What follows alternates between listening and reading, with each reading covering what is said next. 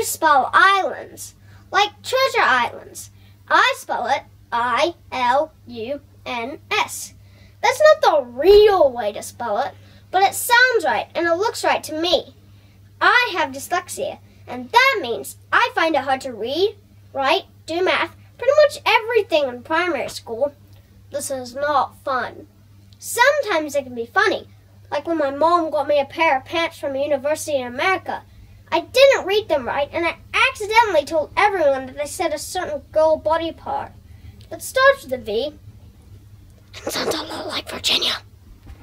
I felt embarrassed, but I laughed too. That time I read it wrong. Mostly, I read things very, very slowly and get words like from, off, and of all mixed up. I have to look really hard at what I'm reading. My classmates say, "Henry, don't read it, you have to skim and scan." Skim and scan. I can't skim and scan. Scientists have done a lot of study on people with dyslexia. They can stick your head in a big magnet and ask you to read something.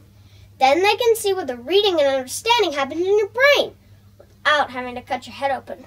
Whew! Turns out I have a problem in my Broca's area. That's a part of my brain in the front of my head that handles language. I don't have trouble seeing words. I have trouble making out what they are. Like when I see the word replied on the page and say the word answered when I read it out loud. They're not all spelt the same, but they mean the same thing.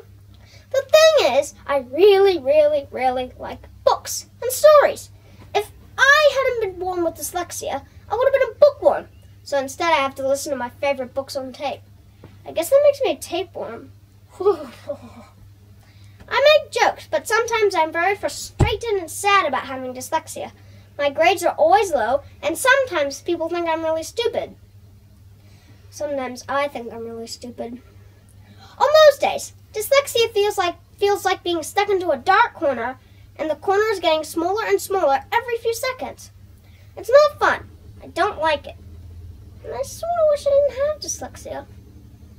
But actually, all that science means that they know quite a lot about dyslexia in the brain, and some of that would help me defeat dyslexia.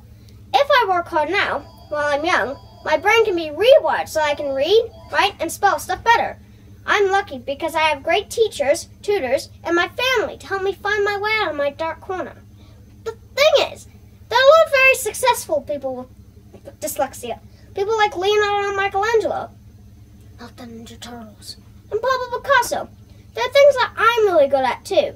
I have a great memory and a lot of creativity and imagination. Maybe that's because I had dyslexia. So maybe dyslexia is sort of like a really sour lolly. Yeah, in order to get the sweet parts, you have to have the really sour, soury parts. And the lolly only works when you have both parts together. Thank you.